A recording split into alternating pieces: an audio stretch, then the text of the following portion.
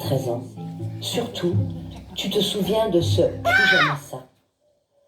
Ne plus jamais être à la merci de la corruption, de la violence, de ces rivières mélangées comme tu les nommes, où, sans relâche, la suspicion surnage. Alors, tu danses ton désir inouï de provoquer le destin, de repartir sciemment vers une autre histoire, une autre langue, une France. Je te parle des filles portées par la liberté, par l'exigence de vivre leur propre vie. Je te parle de filles vivantes, ultra vivantes. Je te parle de toi. Toi qui arrives de Colombie à 18 ans. Toi qui te poses dans un village des bords de Rance. Tu y restes une année. Une année comme jeune fille au père. 12 mois pendant lesquels ta vocation artistique pénètre le champ des possibles. Tu apprends la langue avec les enfants de ma Rance. Tu noues des amitiés éternelles qui depuis t'encouragent, te rassurent, t'apaisent. Tu enchaînes vers la ville lumière, Paris. Tu intègres une école de comédie musicale. Tu donnes des cours de danse, tu organises des stages, tu cours le cachet. Tu chantes, tu écris, tu joues la comédie. Et aujourd'hui, à 25 ans, tu construis la chorégraphie de ta vie. We'll find a way to meet on the other side.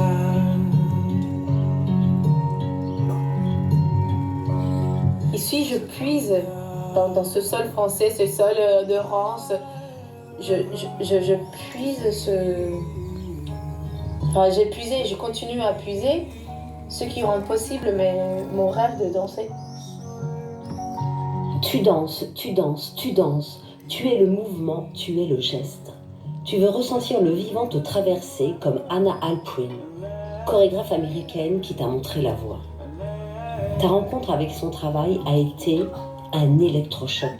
Cette femme qui a dansé son cancer, cet artiste qui a fait basculer la perception que tu avais de ton art.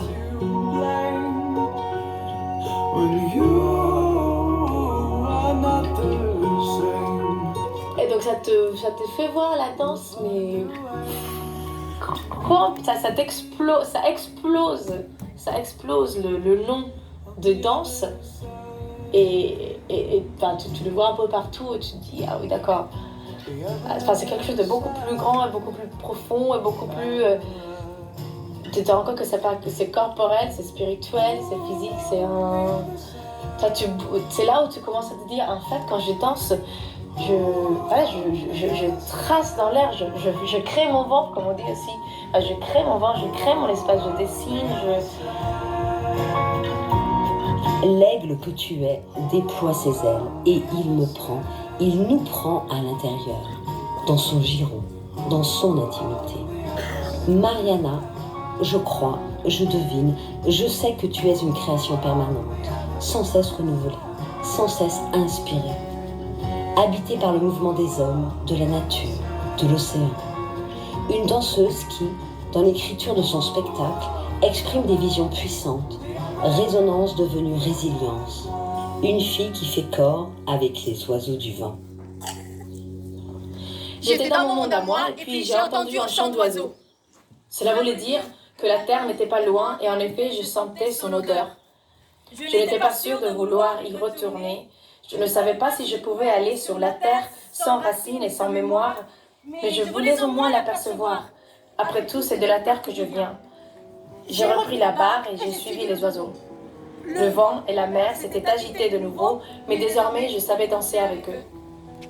Quand le calme est revenu, j'ai vu à mes côtés des vagues remplies de souvenirs des corps qui, comme le mien, avaient tout jeté à la mer. En les écoutant, j'ai pleuré.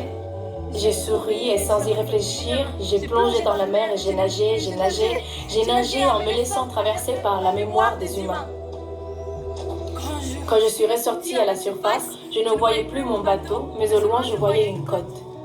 J'ai fermé les yeux et je me suis laissée porter par toutes ces voix oubliées dans la mer, certaines de ne plus jamais toucher la terre.